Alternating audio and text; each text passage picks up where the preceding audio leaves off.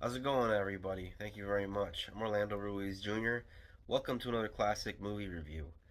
This is my review of a black and white thriller from 1956, The Bad Seed.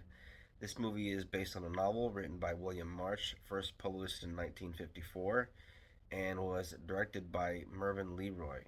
The movie stars Nancy Kelly in the role of Catherine, and playing her daughter in the film is Patty McCormick in an Oscar nominated performance. Actually, uh, Nancy Kelly was also nominated for Best Supporting Actress.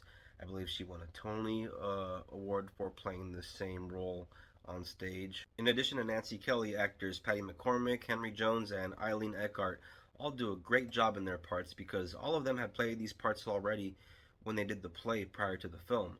So when they did do the film, they all knew their parts beautifully. Eileen Eckhart in the role of Hortense, the grieving mother, so good in this part, and one of the most memorable things about this movie. And of course, in the part of the 8-year-old child killer, you have Patty McCormick, who is so good that she was nominated for an Oscar, and I guess she was the youngest nominee for that time. And this is one of those movies that, even though it's a 50s movie, it's very effective. And yeah, 50s movies are kind of hindered by the time and constraints of that period of what they were allowed to show and what they couldn't show. But a lot of that really lends itself to the thrill aspect of this movie because there are some very creative deaths in the movie that aren't shown but kind of hinted at.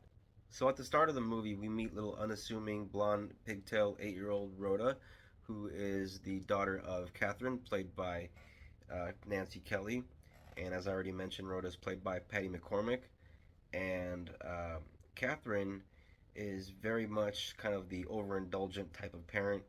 Her husband is often away a lot. He's in the military, and so he kind of pops in and out of the movie here and there. And when he is in the movie, he is much like his wife, very kind of overindulgent to Rhoda, and you can tell they really spoil her a little too much, and she has this kind of sense of entitlement as a result of their style of parenting. And at the very beginning of the movie, you see that she is a little ticked off because I guess at school she lost a competition, a penmanship contest, and this other little boy had won, and she believes that she should have won the competition. And since she lost out on her medal, she is pretty pissed off about it. Right away from the very beginning, you see that there is something quite disingenuous about Rhoda, and that though she may seem on the surface to be this good child, this well mannered child, you see that there is something else there, something a bit troubling. Right away, you see that there's a lot more to this character through a lot of the choices that she makes through the performance, and it's all done without dialogue, just with certain looks in her eyes, and it's very good acting for such a young child.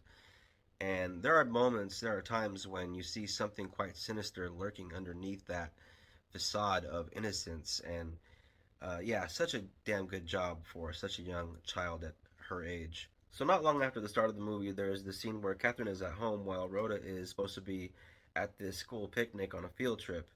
And Catherine hears on the radio this emergency announcement that a boy drowned at this school picnic. And right away, she is scared immediately for what could be real bad news. And it's not long before after this where Rhoda comes in the door, and then she's immediately relieved. But of course, she's worried about the effects it has had on her daughter. And right away, she notices her daughter seems like she's fine. She acts fine. She's acting like nothing's wrong. And right away, Catherine starts to notice there's something a little bit off about that. It's not long after this that she's paid a visit by the mother of the little boy who drowned.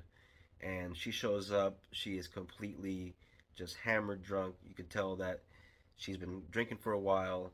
She's slurring. She's, barely able to kind of walk straight in a straight line. And it's a pretty damn solid performance as far as like drunk performances go. The mother of the little boy that drowned spoke to somebody that was there that had seen Rhoda there on the pier with the little boy where he was last seen alive. And so, of course, she asks questions and she wants to speak to Rhoda.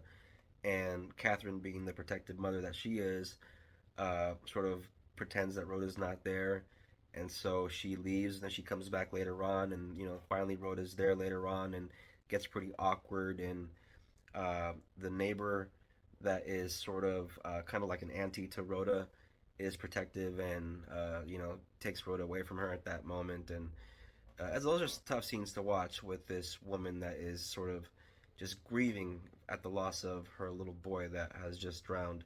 The little boy's mother also happens to mention that when they found his body in the water, that his little medal that he had won on the competition that she was sore about losing was missing, that she had pinned it on his shirt before the picnic.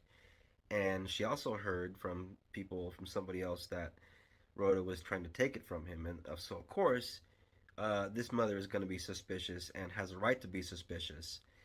And there's a scene later on where Rhoda's mother is in her bedroom looking around and finds that little medal in her drawer in her room. And then, of course, she starts to put things together. And it is pretty crazy considering that your subject matter is basically a child killer, and this is pretty heavy stuff for a 50s movie to tackle. There's also the character of Leroy the gardener, who is played by Henry Jones, who also played him in the play.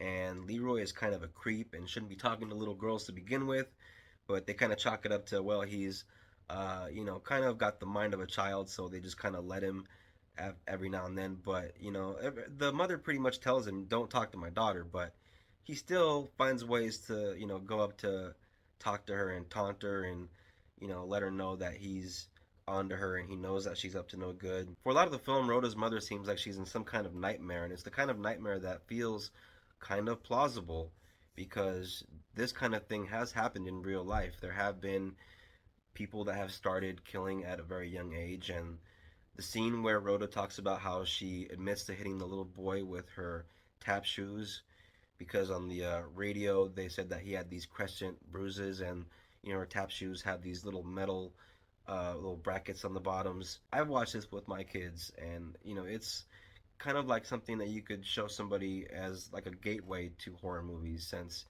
like I said, it's nothing gory. It's a black and white 50s movie that just has suggestive murder scenes. And because it is a premise that is involving a child killer, it's a very strong premise that kind of demands attention, and it is a very solid thriller. And it is a 50s movie, but it still works to this day. It is very entertaining, very well made, solid performances, and it's one that I highly recommend. Even though I admit that my personal opinion, the ending could have been a little better written as far as the very end of the film. The very very end of the film, I think that could have been tweaked into something better. But that's my only issue. Other than that, I think this is a solid 3-star thriller, and highly recommend this movie.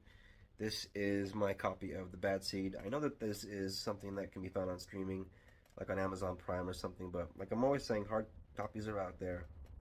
And that is young Patty McCormick. And look at this little girl. She has the crazy eyes. You can see those crazy eyes right there. Yeah, you don't want to mess with this 8-year-old, especially if you beat her at some kind of penmanship competition.